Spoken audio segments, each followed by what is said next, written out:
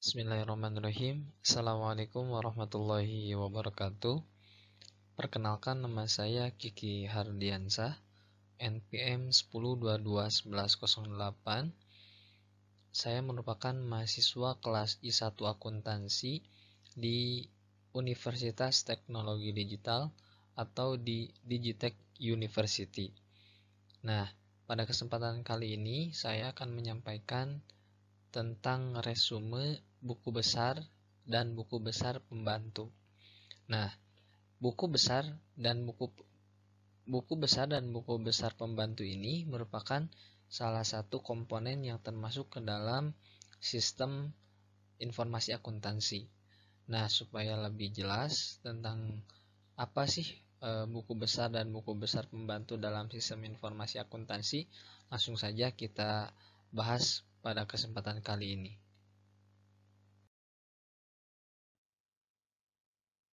Nah, oke, bisa dilihat oleh teman-teman. Ini saya sudah munculkan tentang diagram sistem informasi akuntansi. Nah, di mana di sini eh, buku besar dan buku besar pembantu termasuk ke dalam subsistem akuntansi pokok ya. Nah, tentunya buku besar dan buku besar pembantu ini merupakan komponen kedua, berarti setelah jurnal baru buku besar dan buku besar pembantu. Nah, tentunya kalau buku besar ini berpengaruh postingan dari jurnal umum. Nah, sedangkan kalau buku besar pembantu adalah postingan dari jurnal khusus yang memang pada kesempatan sebelumnya saya sudah pernah bahas mengenai tentang jurnal khusus. Nah, pemostingan jurnal khusus itu dimasukkan kepada buku besar pembantu. Nah, biasanya perusahaan yang menggunakan buku besar dan buku besar pembantu ini adalah perusahaan-perusahaan yang sudah berkembang dan maju dan tentunya memiliki banyak transaksi, terutama di dalam transaksi piutang, utang, kemudian cash flow, arus kas, dan tentang jual beli dan lainnya lah. Nah, ini yang merupakan fungsi dari buku besar pembantu itu sendiri untuk memudahkan pada suatu perusahaan dalam mengolah data atau membuat laporan keuangan. Oke, kita next materi selanjutnya.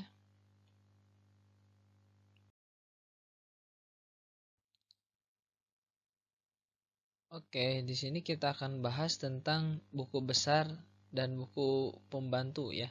Nah, buku besar tentunya di sini merupakan buku catatan akhir atau books of final entry, di mana yang merupakan kumpulan dari rekening dua neraca yang real dan rekening laba rugi ya. Nah, jadi buku catatan atau buku besar ini merupakan buku catatan akhir yang dimana merupakan kumpulan dari rekening neraca yang real dan juga rekening rugi laba.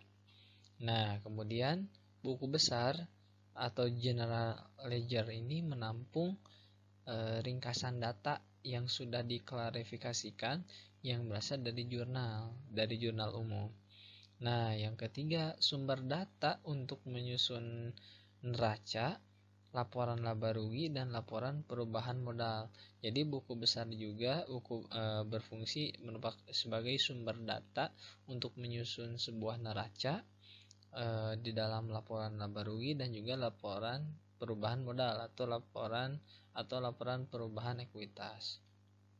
Nah, sedangkan buku pembantu atau subsidiary ledger fungsinya di dalamnya itu pasti terdiri dari rincian dari rekening-rekening yang ada di dalam buku besar. Jadi buku pembantu ini merupakan rincian atau mungkin penjelasan singkat dari rekening di dalam buku besar gitu ya. Jadi penafsiran dari atau untuk memudahkan supaya di dalam buku besar itu tidak terlalu kerepotan gitu ya. Seperti itu mungkin. Nah, yang ketiga ada rekening kontrol atau controlling account ya. Nah, rekening kontrol atau controlling account ini merupakan buku besar yang rinciannya dibuat dalam buku besar yang memang rinciannya ini dibuat dalam buku pembantu. Jadi sebetulnya buku pembantu ini merupakan penafsiran secara rinci dari buku besar. Nah, nanti setelah dirinci, maksudnya jadi ketika di dalam buku besar itu gambaran umum atau gambar atau gabungan laporan dari beberapa laporan buku pembantu. Nah, seperti itu. Next. Nah, kita next nih materi selanjutnya. Nah, bahwa buku pembantu dalam perusahaan manufaktur ini ada beberapa jenis tentunya ya, buku pembantu atau buku besar pembantu dalam perusahaan manufaktur ada beberapa jenis. Di sini ada 6 jenis ya.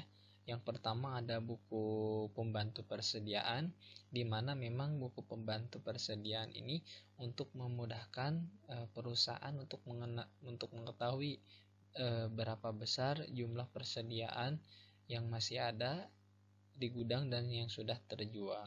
Kemudian buku besar pembantu piutang. Nah, biasanya fungsi dari buku pembantu piutang ini untuk menuliskan piutang yang dikeluarkan oleh sebuah perusahaan.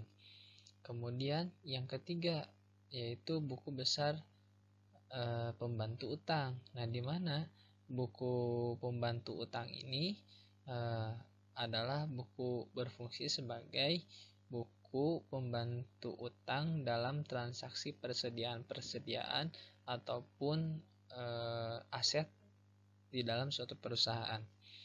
Kemudian yang keempat ada buku besar pembantu harga pokok produk. Nah, ini biasanya buku pembantu harga pokok produk ini berfungsi untuk memudahkan perusahaan tentunya ataupun divisi direksi untuk memudahkan membaca sejauh mana harga pokok yang harus ditentukan dalam menjual produk dalam suatu perusahaan. Nah, kemudian ada yang kelima itu buku pembantu biaya. Nah, tentunya kalau fungsi dari buku pembantu biaya ini di dalamnya terdapat rincian biaya-biaya mengenai proses produksi dalam suatu perusahaan manufaktur. Nah, tentunya memang fungsi dari buku besar biaya ini supaya menjelaskan atau memperinci tentang anggaran secara rincinya mengenai biaya dalam pengolahan produk dalam suatu perusahaan. Nah, yang terakhir ada buku pembantu aktiva tetap. Nah, biasanya buku pembantu aktiva tetap ini buku yang menulis tentang rincian aset tetap ya. Nah, aset tetap yang memang tidak memiliki rasio gitu kan, rasio untuk dijual biasanya. Nah, mungkin itu penjelasan singkat dari resume buku besar dan buku besar pembantu. Mudah-mudahan bisa bermanfaat bagi teman-teman sekalian yang telah menyaksikan video ini, dan jangan lupa like and subscribe. Ikuti terus materi-materi yang akan saya sampaikan di kesempatan yang akan datang. Mohon maaf bila ada kalimat ataupun kata yang memang kurang bisa dipahami atau yang salah dalam penjelasannya. Saya mohon maaf. Terima kasih atas waktunya. Wabillahi taufiq wal hidayah. Assalamualaikum warahmatullahi wabarakatuh.